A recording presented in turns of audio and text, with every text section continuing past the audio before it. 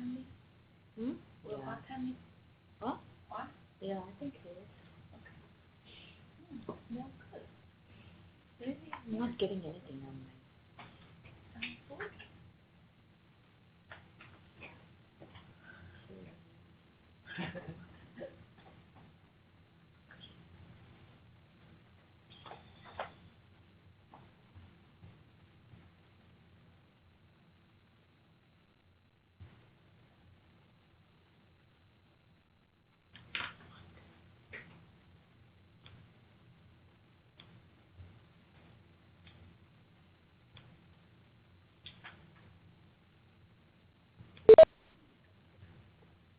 Hello. Hello. Hi, Ron. Hello, Anu. How are you? Doing good. How are you doing? Happy New Okay. Year. Happy New Year, indeed.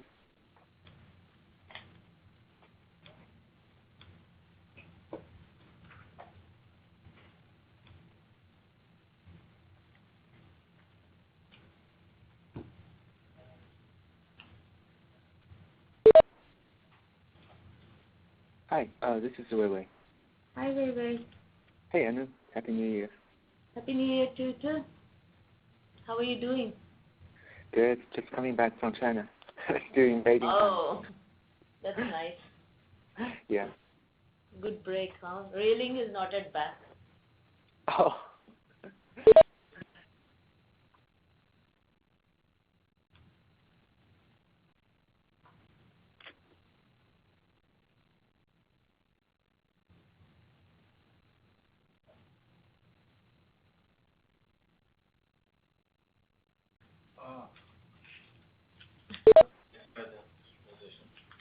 What?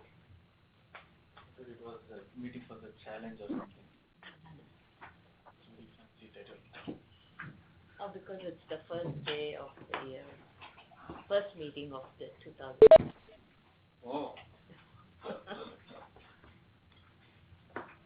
good.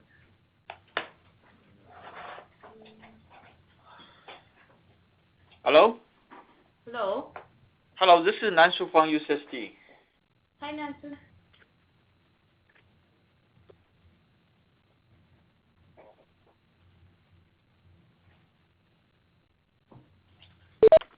Hey, bye.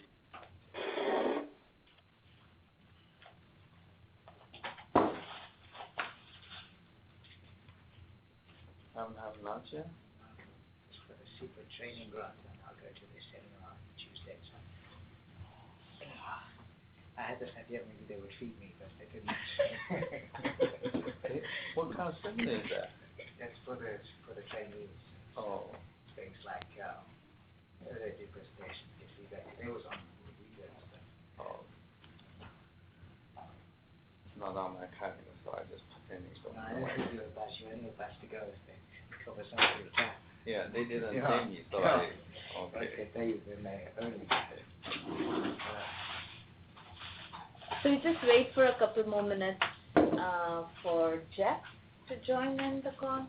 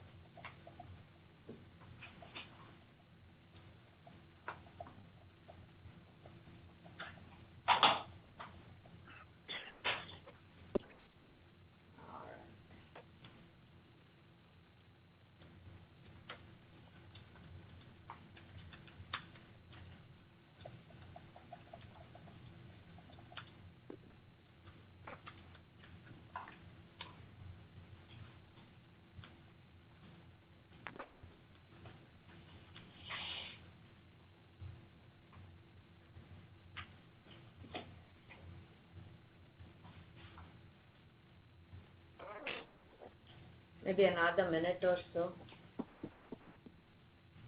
Then we can get started.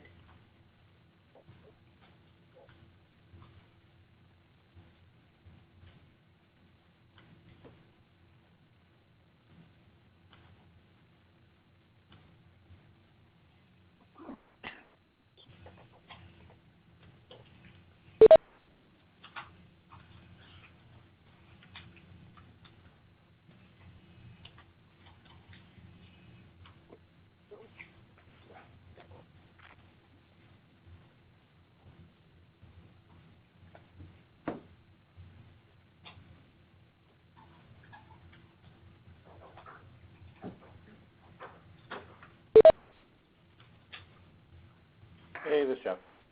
Hi, Jeff. We were actually waiting for you to start the meeting. Okay, sorry, I was rolling off of Oh, that's another all right. call. It's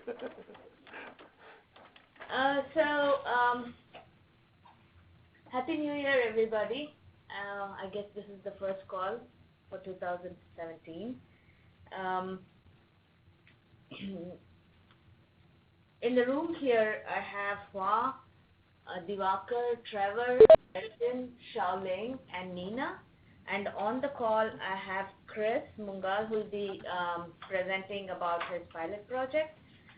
Claudio, Diana, Elizabeth, Huni, Jeff, Nansu, Ron, Tim, Veve. Did I miss anybody? Okay.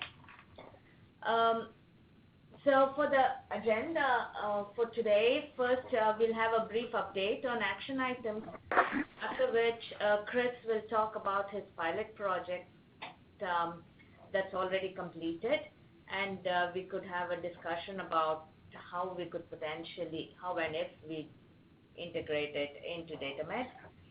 We also are going to have the CEDA team join in the call. Today I don't see them on yet, but we can go and get started, and then they probably will join in a little later.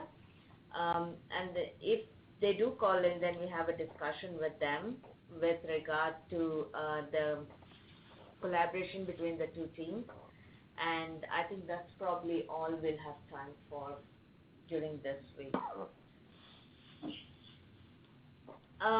So in terms of action items, we had to generate a help and a FAQ page.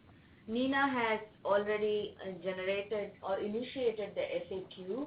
It's been uploaded into Google Docs in the Core Dev team folder.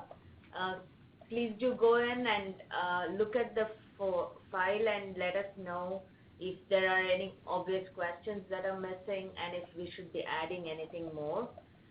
We also have another file which is basically an outline of the help file for DataMed. I'd like to encourage everybody to go in and start adding material to that file as well. Jeff and Jeff's team, they've generated a video which is supposed to be circulated among CDT and the EC. So Jeff sent me a link. I can play that. Sure, yeah. No? Yeah, very quickly.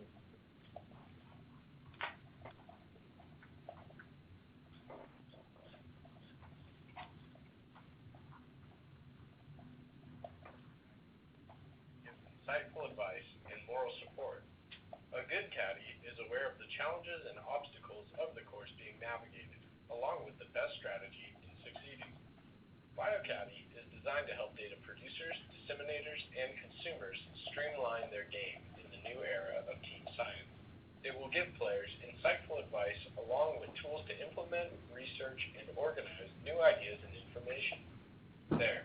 Doesn't that look better? The BioCaddy team is developing a Data Discovery Index, DDI for short. It's a prototype which indexes data that are stored elsewhere.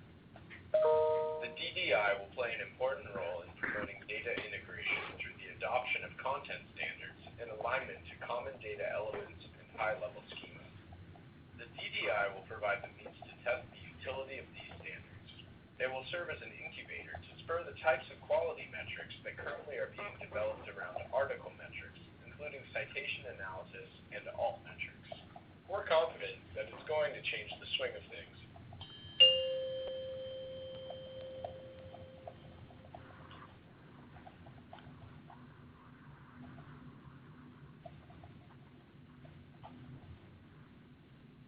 Okay.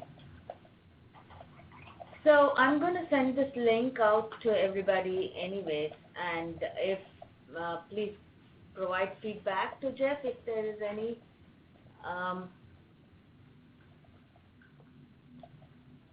So that it can be finalized. Also, link out went live as of 12/15/2016, and we've had total 7 hits from link out to DataMed. This was the stats that we got from LinkOut today. So that's for December. So in 2 weeks we'll have 7 hits, which is not bad, I think. And they're also basically split it based on the journal from which the LinkOut came or originated. The other thing that I wanted to remind folks was that we are planning to have a complete reindexing on the 16th for process evaluation and to figure out how long it will take and what the process is going to be for a reindexing of DataMet, and that would let us decide how frequently we would need to do reindexing or updates. So this is something that we will be talking about later. So Jeff, I just wanted to find out if you needed any additional details to do the reindexing. I don't think we need any additional details. I know that Barak just got back yesterday from his vacation, so he's getting ready for that. If anything comes up, I'll email the responsible party. But basically he's going through the repository itself, so we'll double check that we have everything. Okay. Then without any more delay, we can have Chris present his Harvester project. Chris, go ahead. Hello. How should I do it? Should I do this from the ReadyTalk controls? You should be able to control it since you are a co-presenter. Okay. Mm-hmm. So some of you were at the Denver meetings. Based the slides today on those, but I hope to kind of talk in a bit more technical detail about some of these. So this is about the Harvester project we did here last year on distributed data discovery using GitHub, YAML, and Markdown. And so to kind of put this in context, as I see it, there's different kind of models of how we do metadata curation. The standard one in bioinformatics is the retrospective model, where things are curated after the time of submission. Then there's the model where kind of people, are forced to provide metadata at the time of submission, but this is still after, possibly some considerable time after they've initially generated their data and so on. So, another model is the kind of prospective curation of metadata, which is at the time of generation of the data, you include all of the data, the metadata elements and so on. And so the underlying observation here is that a minority, but a significant minority of scientists are using cloud-based social coding repositories like GitHub to manage both the data that they're producing and kind of ancillary artifacts. This could include kind of programs used to analyze the data and generate derived data artifacts. So the underlying idea of this project was to make this metadata capture part of the process of generating the data, targeting this kind of select group of power user investigators.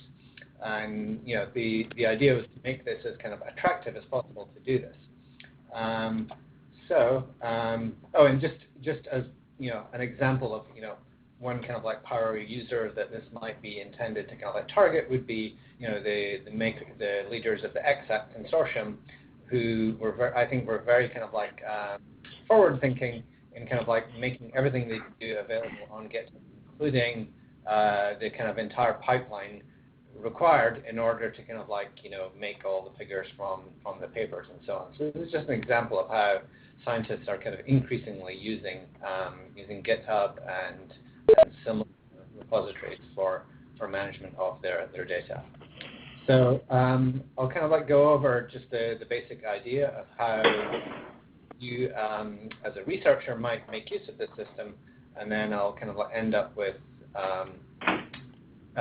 questions of kind of searchability, and then finally after that we can talk about integration into BioCaddy DataMed as a whole.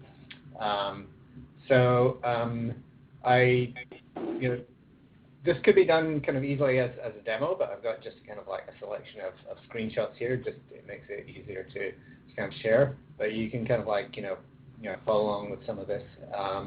But the idea is there's an initial starting point on GitHub, which just for want of a better term, I called My BioCaddy. And the first thing you do when you come here as a researcher is you click the button that says Fork Me to fork this repository. So I think as is a technical call, people kind of, I think, understand a lot of the underlying concepts with kind of like with GitHub and forks and branching and so on. So I won't go into too much detail there, but you can feel free to jump in and ask any questions. So on clicking that button, it kind of takes you to a page, that kind of just tells you who else has kind of like forked the repo so far, and it kind of gives you a bit more information that you can kind of like follow up on. So once you click that fork button, what you end up with, just to emphasize, this is really just piggybacking off of existing cloud-based infrastructure. In this case, like the GitHub social coding kind of infrastructure. So we're kind of like leveraging that rather than rewriting a new system entirely from scratch. And so when you fork a repository in GitHub, it puts it into your own user space or into an organization if you prefer. You can kind of rename it. So this is, when I forked it, it put it into my own user namespace here, cmongold. And you're kind of like, when you start out, you're really just forking a kind of like a template repository. And the idea is you go in here and you change these files at, say, my first, my second data set. And let's say you have some kind of, disease on, data on kind of cerebrospinal fluid levels in Alzheimer's disease. You might call your file something like Alzheimer's disease, CSF. And then what you can do after that is go in and edit the metadata directly. And, this is where, at the moment, anyway, we would be targeting kind of like power users. What we're lacking in GitHub is a nice way of kind of like editing syntaxes like YAML. But for more kind of like advanced software savvy people, there's a lot of advantages to something like YAML. It's kind of like very kind of expressive. You can kind of like nest fields within other fields. But at the same time, it's kind of like relatively simple and human readable. So in some ways, it's kind of like a friendlier version of JSON. But at the same time, it provides some of the advantages of JSON. It can be easily converted into JSON. You can use JSON LD and so on. So what we have here in the top section is the YAML section, and it's basically tag value annotations on describing the data set. And then underneath that, you've got a section where you can use freeform markdown text to give a human-friendly description of your data set. In this case, it's analysis of cerebrospinal fluid proteomes in Alzheimer's disease. And what you can do here is you can either provide a link to a data set that is deposited in an external resource. It might be your own lab's FTP site. It may be something like Figshare. In this case, it's Data Dryad.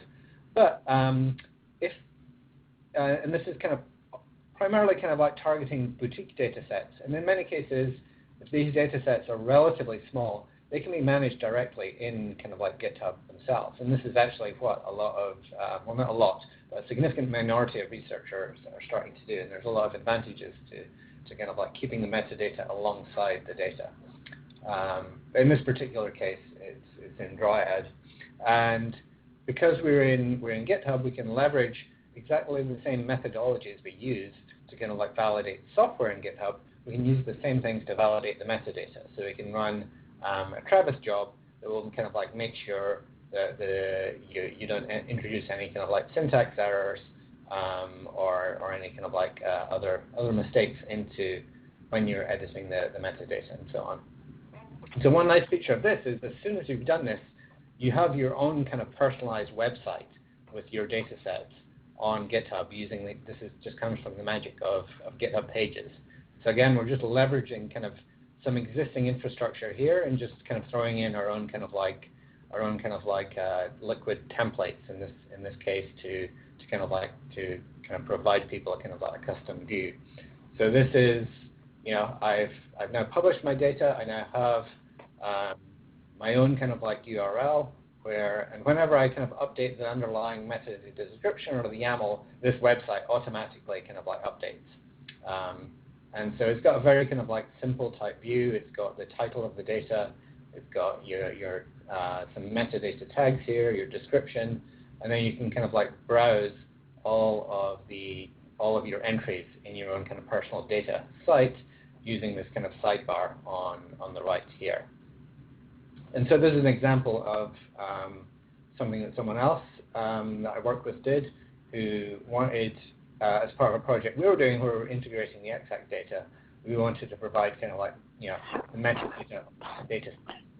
So this is the EXAC loss of function intolerant gene list. And so one of the main use cases for this is being able to kind of describe different gene lists that come from derivations of kind of experimental or clinical data and so on. So this is Kent Shevchuk's own kind of like MyBioCADI site, and this is his data set here. And one nice thing we can do is we can enable kind of like comments using the discuss mechanism here. And this is maybe slightly a fake comment here, but where I've kind of like commented on the data set. And then you can also see via the magic of discuss, and again just leveraging existing cloud-based systems here, you can see some other comments people have made on MyBioCADI data sets here. In this case, the actual lethal mouse enhancer assay. And so moving on, that's how we kind of like we make the initial data sets accessible and make it easier for people to kind of like add metadata to their data sets. So in terms of making it searchable, this is what you get if you look at the list of people who have forked the initial kind of repository here. So these are people who have made their own MyBioCADI data sets here. So one feature of this system is it's very distributed by design. So all of these repositories are just distributed, in people's different kind of like GitHub repositories that are also distributed via kind of like GitHub. Now we can use the GitHub API to search all of these, because what we do is we inject a magic phrase into a unique phrase into these files to make it easier to search across GitHub using the GitHub API. And that gives you kind of something like this, which is not really ideal because it's not very user-friendly. And also it doesn't really give you any semantics. You can just use whatever search facilities GitHub gives you, which is not that feature-rich really. So what we did here was we basically wrote a kind of like a harvester that takes does this initial kind of like magic keyword search, finds all of the repositories in GitHub that have been used to describe data sets using this schema here. In theory, it could be extended to algorithms to find other data sets that may have been kind of like described in GitHub. And it basically kind of like sorts all of these into a combined metadata file. And the mechanics here are it takes all of the individual YAML files from each of the individual repositories, combines them together, turns it into JSON, creates that JSON as a JSON LD file by injecting a JSON LD template into the header. And the JSON LD template is kind of like customizable, but at the moment it's got a lot of the kind of like, it makes use of some existing kind of like semantic web vocabularies, things like the HCLS data description language and so on. And basically that means that you can use any JSON LD converter, such as the Jena one, to turn this into kind of like RDF or Turtle that can be loaded into your favorite kind of triple store of choice. And we made use of BlazeGraph here. At the same time, over here on the right-hand side, the same aggregation process is going on. But what we end up doing is we make here, this is more just for ease of browsing at the moment. We aggregate all of the individual repositories on the top into a kind of like a single repository. So yeah, this just shows you an example of the JSON LD context that gets injected into the header of the file. So you can see we're using kind of like standard, things like Dublin core, Dublin DCAT, which is this vocabulary over here, which is one I think advocated by the W3C HCLS group. Void, a lot of standard things like this. And then what this essentially means is that in the source files, people can continue to use more kind of like human-friendly tags like author and categories and data types, rather than having all this kind of like RDF stuff kind of like forced upon them kind of upstream. So this section here under datasets at the bottom is kind of what the source looks like in this case. So that's an example of the JSON LD. And also at the same time, we kind of like pull all of the JSON LDs into a triple store, where at the moment, we don't really have any kind of like nice UI on top of this, but if you're a kind of a Sparkle guru, you can kind of like write queries to your heart's content here, like find me all data sets that describe that are assigned to the human taxon in the NCBI taxonomy. In other words, you don't get any mouse or fly data or anything like that, and query for the title of those data sets. And then that's what this query looks like here. So these are some of the data sets that we have described so far. And one is the DOI. I'm not quite sure why that is. And this shows you the kind of like, just the kind of aggregated set here, using the kind of like the same style sheets and so on. And this just makes it kind of like easier, more of a kind of proof of concept that it is possible to kind of aggregate these all together into kind of like one kind of like searchable page. So onto more like the subject of this call, what to do about kind of integration of the system with the larger DataMed system.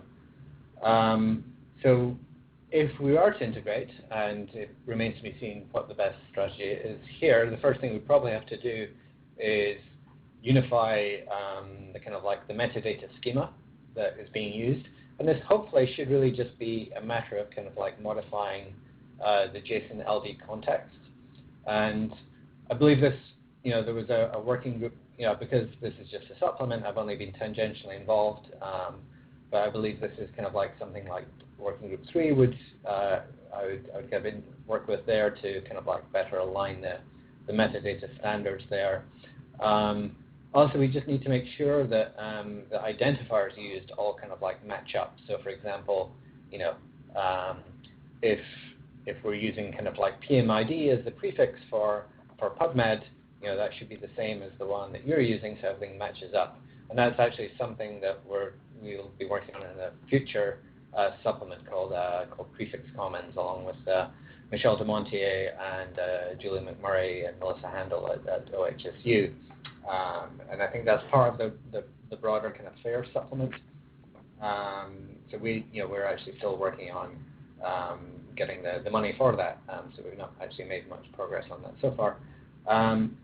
So in addition, there's like how this goes into the main kind of like DataMed database. So even though the BioCaddy GIM system here is deliberately kind of distributed, we do, as a kind of proof of concept, an aggregation into a BlazeGraph triple store. But and one thing we could do is if you have Amazon instances up and around, we can have this triple store up kind of like permanently, and write some example queries over that and kind of like host that on BioCaddy.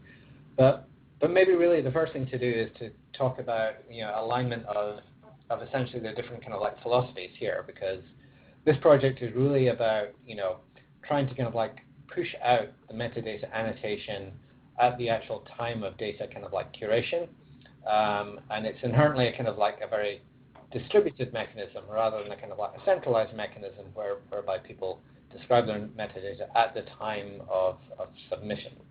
And so we should really just kind of like talk as a whole about how those different approaches align in this particular case.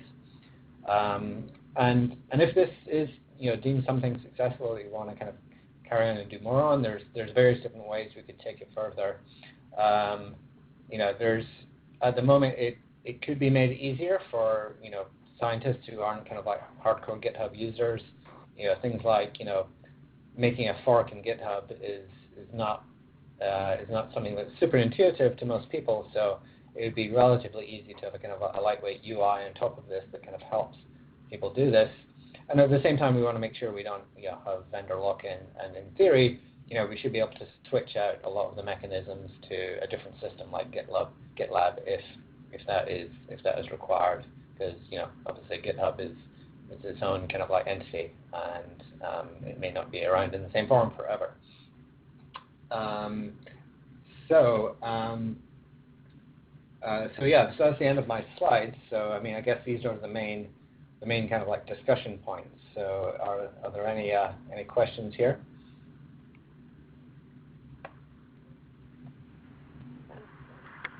Hey, Chris, this is Jeff.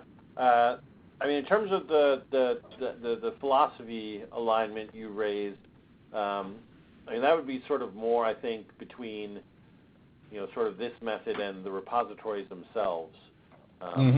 Since we're sort of aggregating that content, so we're not doing any of the, BioCaddy itself isn't doing any of the metadata construction or refinement. That happens all at the repositories themselves. However, I think the one of the key points is how do we, since you're already producing the JSON, the sort of the aggregated JSON, a very simple place to start would be to then actually bring that into the current BioCaddy interface. And that's something we could definitely work on. That would be fairly simple. Yeah. So when you say bring in the you mean just have some kind of data stream whereby the JSON that's coming in via this path comes in either via some kind of JSON rewrite or just by, because I don't even know at the moment the extent to which you're using JSON LD and to what extent your it's JSON schema that you're using. You might have to remind me actually. Yeah, I mean we can work with the JSON LD files. That's fine. Yeah. And then we just have to map that into the index structure. But that's something that we do on our end. Okay. So that's that should be pretty straightforward. And just to go back to this gets to sort of I mean, right now the data sets that you have are all sort of example data sets, right? Yeah. Okay. Well, some of them are kind of real they're all actually real data sets, but they're more kind of like sample metadata of them, and some of them might need like cleanup. And they're mostly third party. They're mostly produced by kind of people who are doing metadata curation on different projects. Where they were the kind of guinea pigs on this, rather than described directly by the scientists themselves. Yeah. So the question, I mean, I think this goes out to the larger group then is, and this is also one of your later points was, how does this move forward? Because it does provide a simple way for people to sort of make data sets available. So the question is, how does this get? Is this something others see as useful that can be promoted? So I have a quick question, Chris. So all the data sets that you're talking about, which you said you created an aggregated repo, right? Yeah. They're all biomedical data sets, or are they a mix of all kinds of data sets? I mean, I don't know the extent of data sets available on GitHub. For all of the ones we described, they're all biomedical.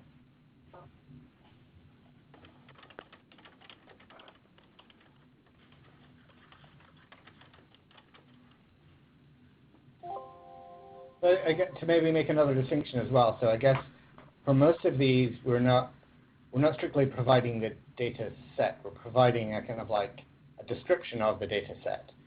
But in a subset of these cases, the description and the data set are kind of like bundled together. So for example, for the exact gene list, the underlying data set, it's a derived data set there, is really just a list of genes.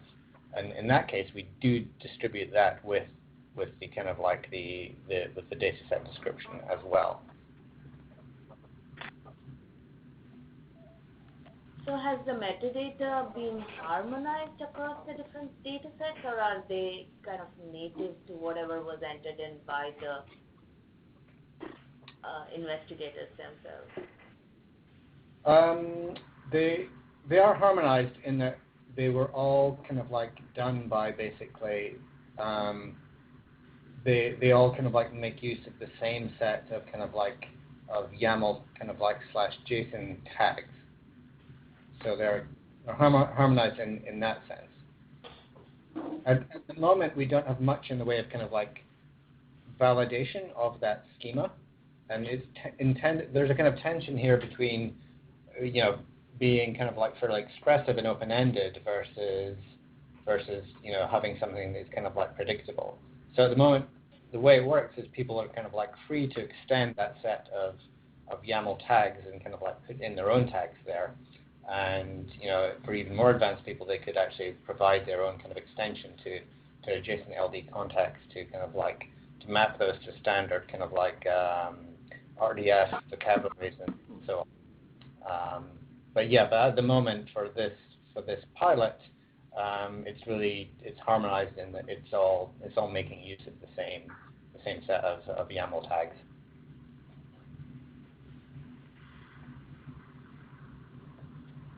Hi, guys. This is John and Martin up here, wherever we are, up at Stanford.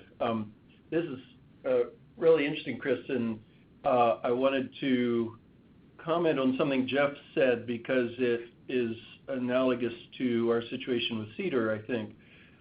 But if I understand correctly, one of the advantages of this is that people can add their own annotations through nice distributed systems like GitHub, and part of the goal would be for those annotations to be able to be brought back into a system like BioCaddy.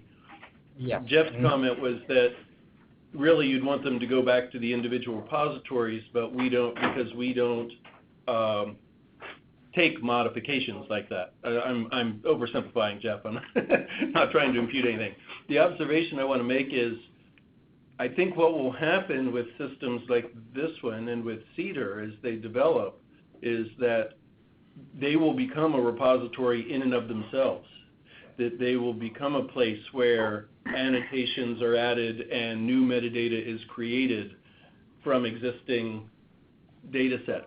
And the question will be, now that you have all of this new metadata available from this new repository called GitHub or called, I don't know what your global name for this is, Chris, but this system or from CEDAR, what can be done, if anything, to integrate that information as well as the original information?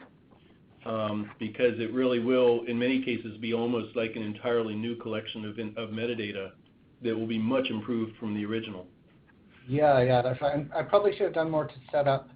I guess there's when we talk about the original repositories, there's a wide spectrum here, I guess. You know, there's like very specialized repositories, like say import, for example, for your kind of like your kind of immune cell type data. But then there's many kind of like data sets that scientists produce that just don't really fit into any kind of like large, high throughput, you know, data repository. In those cases, you can always just submit your data directly to Figshare or to Dryad.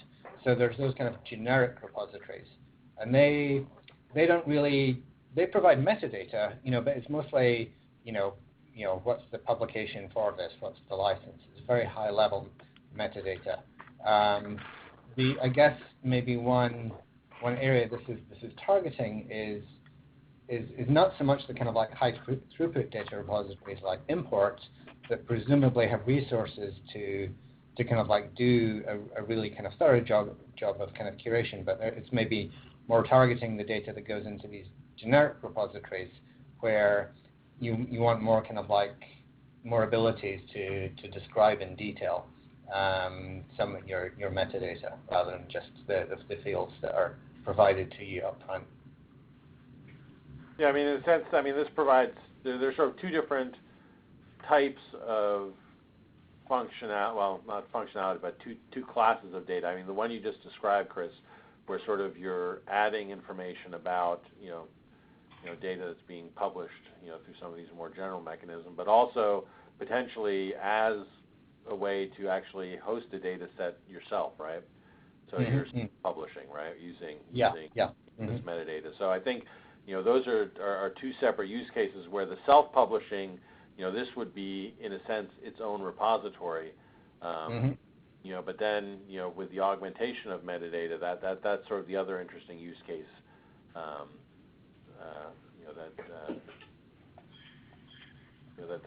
is relevant for places like Zenodo and Figshare and things like that.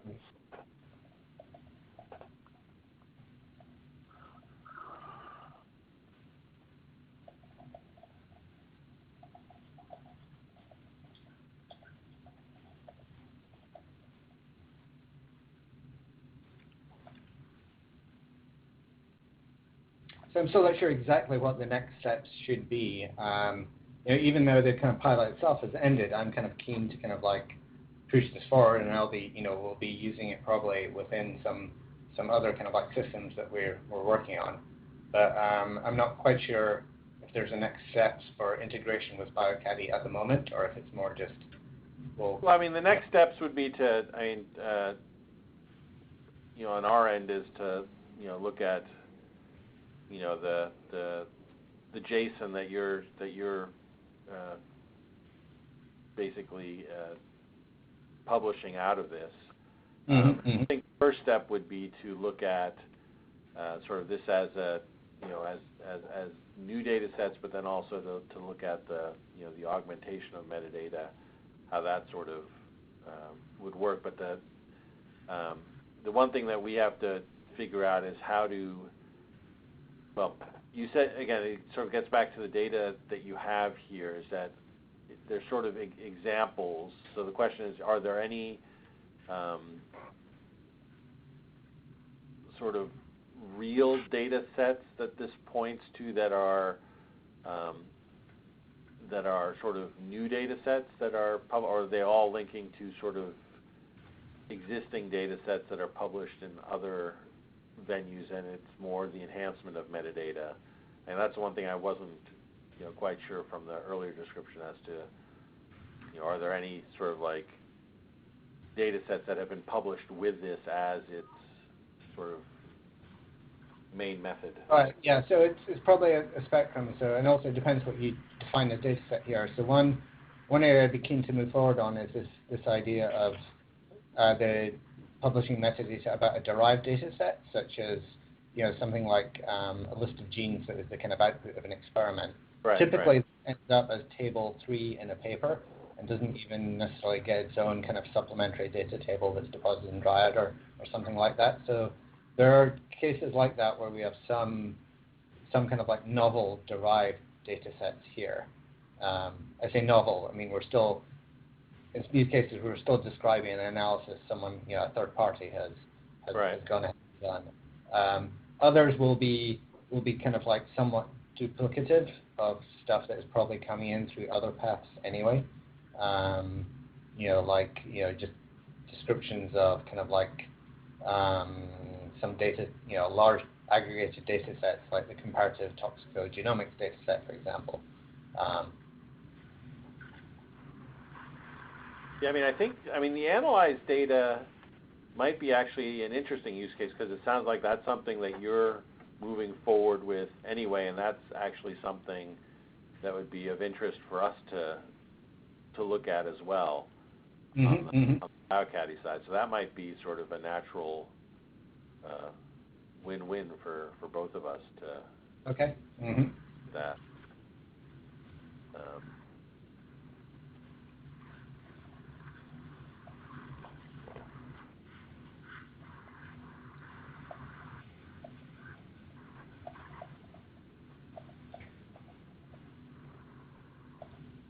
Okay, so I can just maybe kind of point you, if I could just email you, Jeff, or something like the URL for the kind of aggregated JSON or the JSON LD, and then we can kind of like maybe continue discussing some of the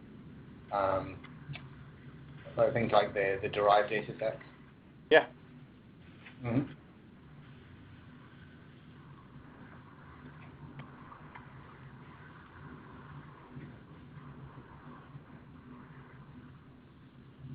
Are Yeah, there because the derived data sets would be something that we could include actually in the prototype without having, if they're publicly available, because that would then be sort of, real data within the prototype that we could, that would link back then to your. Yeah. Mm-hmm.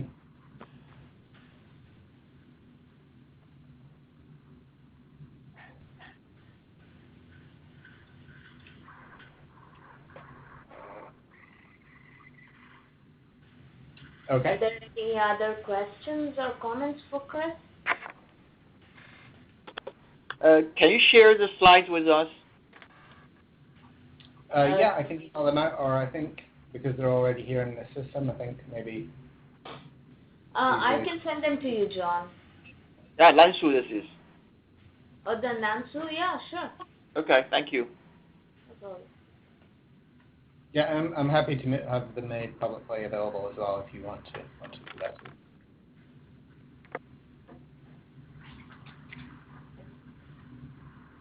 So if there are no other questions, then thanks, Chris. We'll move on to the discussion that we want to have with the CDP. So in the last meeting, we talked about having a way to kind of operate between the logins for both BioCaddy and CEDA. And Ruling was looking into this, but she's still out, and we can talk about this after she gets back. The other thing we talked about was looking at testing the BioCaddy template in CEDA using synthetic data sets. So Jeff, do we have any updates on this? So, we basically, at the end of last year, the focus got shifted to pushing a bunch of new data sets right into the prototype. Yeah. So this sort of got sidetracked a little, but it's something, sorry.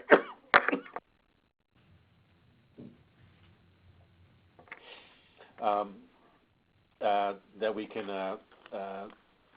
once Barak gets started with the reindexing, then Yuling can work on the transformation for for the CEDAR data. Okay.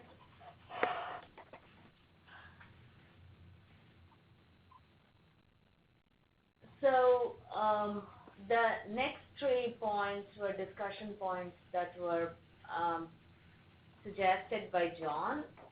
John, do you want to go with that? I'd be happy to. I don't have the list in front of me. Is it possible you could? Oh, sorry. Yeah. It was right in front of me. I couldn't see it. So I think we actually talked about the item 3, right? Already. I mean, that was essentially Synthetic data sets, yeah. similar to item 2. The alignment of the JSON LD specifications is an interesting topic in the context of the presentation you just had. We've been talking about this and looking at this at the possibility of this alignment or reviewing it for a little while. And I can't say that I have developed any brilliant new insight other than it still seems compelling to me if they are close enough that we could actually get them to be interoperable in some sense, then it would provide a basis for a lot of people to start interoperating as they exchange metadata. And so it seems like a potential big win. And if as you said, Yuling would be looking at bringing in, at connecting the two systems, it may be that comes into play in her work there as well. To what extent is JSON-LD informing your system, in the sense that can I, for example, ask for a dump of metadata for a particular repository in BioCaddy in the JSON-LD format that you've specified, or is it more of a high-level guide to how you structure things? As in, is the JSON-LD available through your REST APIs, I guess, in terms of both the upload and download directions, or is it not quite that integrated yet? Maybe you could just address the final item, which is what is available via your APIs and whether it can be in JSON-LD. Well, there's sort of two aspects to the APIs. Right now, there's the underlying search API that goes directly to Elasticsearch, and that is sort of the JSON that gets ingested for the current prototype. And then there's also work that's slated, for this year that's to create a sort of a richer API around that. That includes some of the functionality of the prototype in terms of some of the query enhancements that occur.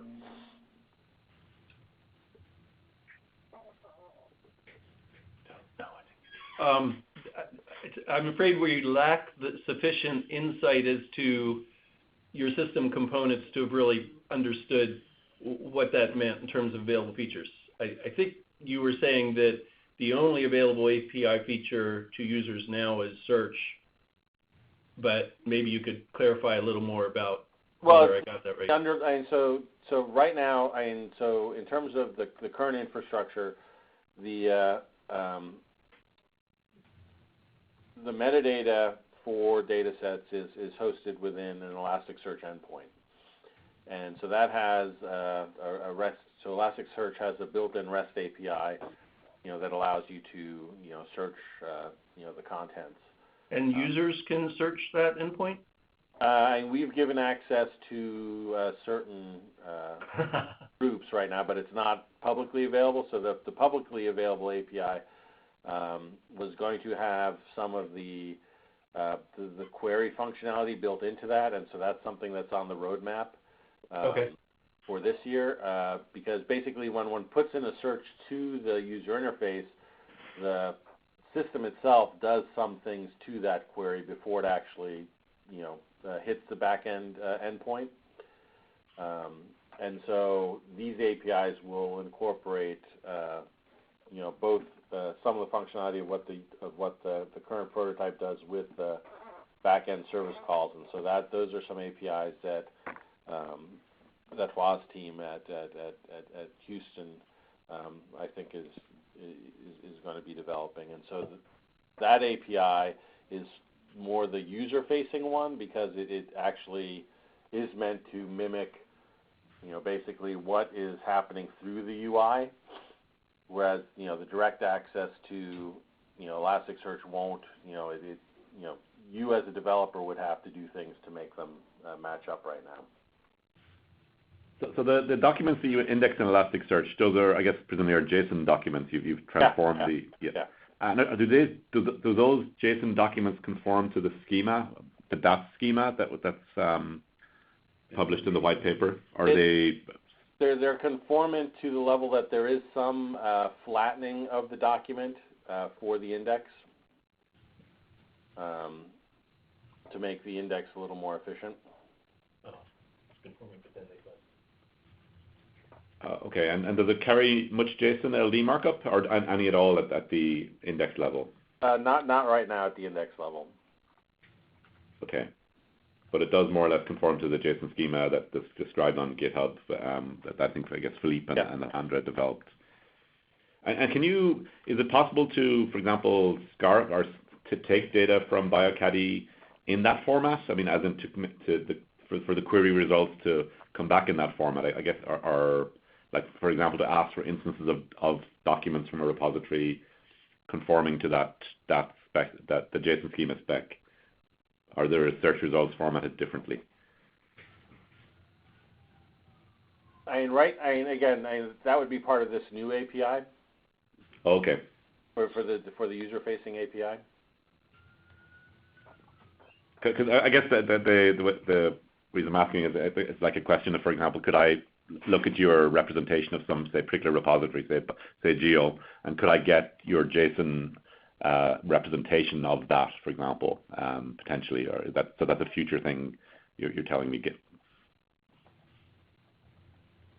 Well, I mean, I can give you the underlying index representation of, for example, Geo.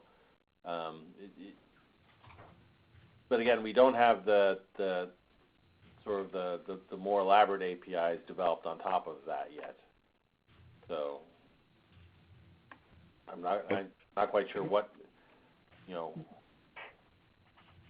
Well, in a sense, when we represent a repository in Cedar, we again use JSON schema to represent it, and the users can pull out instances of that. For example, they could pull out Geo instances as JSON instances of that schema, of the template schema. So that sort of speaks to the alignment question, as in we have a particular representation format for storing our documents. Would just be interesting to see if you have an analogous format, but it sounds like at the REST level, at least, that's not quite. Well, I mean, it's analogous to the DAT schema itself. Yeah, I guess in the Cedar world, that these are more first-class objects for us, and that our REST APIs are built really very much around these JSON documents and retrieving them and so on. But I guess that's your plans for this year, in a sense, to elevate the APIs to be more, I guess, document-centric or to some degree. Or data rich anyway. Yeah. Well, no, I mean they are data rich in the sense that whatever a repository provides in terms of metadata, that applies to DATs is included, right? But we don't have, it's not that we have a customized schema for each repository, right? We have the DATS metadata scheme that's being applied across all the repositories, and then depending on what information the repository gives. So we go back to Chris's example. The information we get from Dryad and Zenodo is much more limited than the information we get from repositories such as PDB and ArrayExpress, right? So some repositories are going to have more metadata than others represented in the JSON. So the reason we're very interested in this topic, as you can tell, is that we have a lot of use cases that could benefit or maybe only be accomplished at all if there's a, what's the technical term? Nice flow of information that can go in at least one direction from BioCaddy to the world, or in potentially in both directions, per our earlier comments discussion. And I know you guys have a lot of pressures and time pressures, and we would love to have more of that access than you may be able to provide. But I guess I feel like if we could find an opportunity, maybe even by visiting you or in some other way, setting aside a little bit of time to actually walk through some of the scenarios with you and look at it in a very technical way, looking at the interfaces of the two systems now and planned, I think it could be fruitful if we assume that both of our systems are going forward, past our end of funding markers. So I guess I want to put that request or suggestion on the table to see if there's any possibility we could get some of your time to work further with us on understanding the interfaces and seeing if there's anything we could do quickly to advantage each other's work. Because you guys are really, as far as I'm concerned, you guys have already the premier general purpose index / repository of metadata for the biomedical community. And leveraging that, I think, would be very powerful for you and for customers like us, if there's any way we could find to do it in a straightforward way. No, we can definitely find time. And I think one of the key key points is, as you mentioned, the data and information flow, right? Because in C, someone could, potentially come up with a whole new sort of metadata scheme for their data sets. And the question then, how does that actually, how does one actually then align that within CEDAR, or, where does that alignment actually happen? Right. Because... sorry, go ahead. Yeah, no, because I don't know what your plans are internally, for example. So my questions to you would be, following up on that example, if someone comes in, defines a completely new metadata scheme, what are your plans on aligning, potentially within CEDAR to, more common models? Because, we know we're dealing with researchers, and if they're given a chance to develop something, they'll develop something new. And technical people. Yeah, that's true. I think there are two levels of scheme. There's a level of scheme that you get in a specification for minimum metadata standards or whatever else. And CEDAR is designed to actually be able to model any of those schemes. So that's an easy one for us. We just say, you just type it over here in the specification part, and now you're good. The trickier part is the Uber scheme of we have a higher level scheme that's used to develop all those lower level models all those lower level schemes in. And it's and that's the one that... But that higher level scheme is more abstract, right? I mean, that's sort of the schema level definition of that. Whereas the mapping I'm talking about is saying that, I have, a requirement in my metadata model to describe chemical elements, and in my metadata model, it's X. But in your model, because they're very important, you have, values A, values B, values C, and values D, that all describe chemical components. Yes, you end up with mappings between these various schemes that are necessary in order to have them interoperate. Right. Okay. And so it's more of a mapping between those higher level schemas that you have internally, right?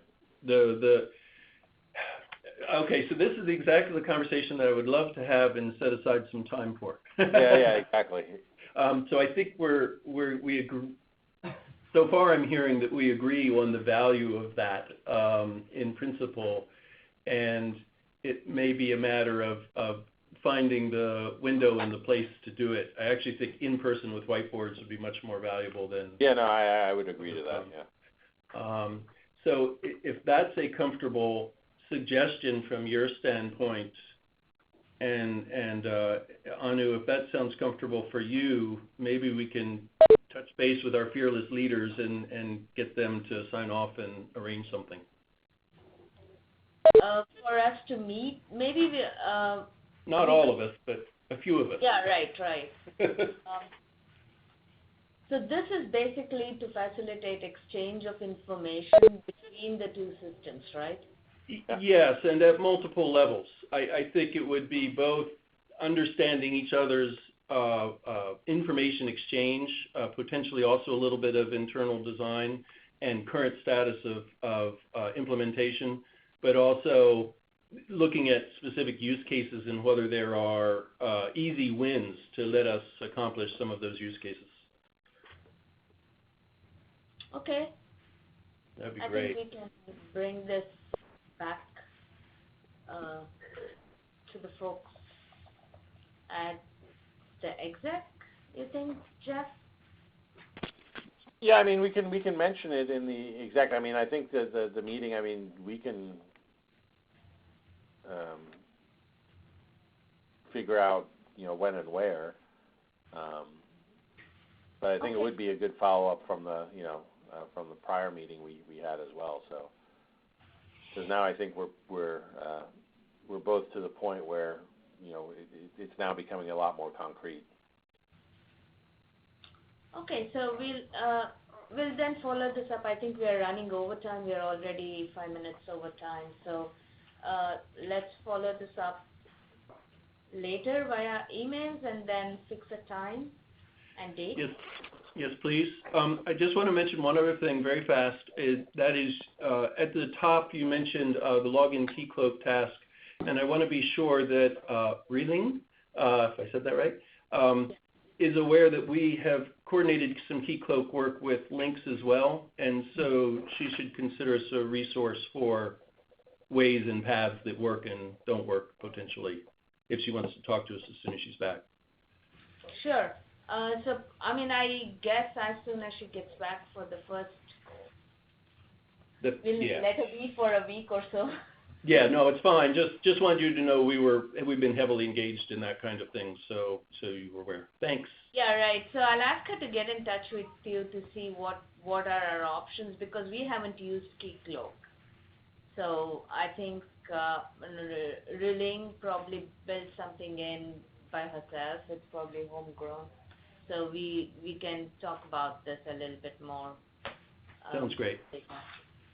Okay, thank you very much, and really appreciated the talk earlier, Chris. That was great. All right, thanks everybody.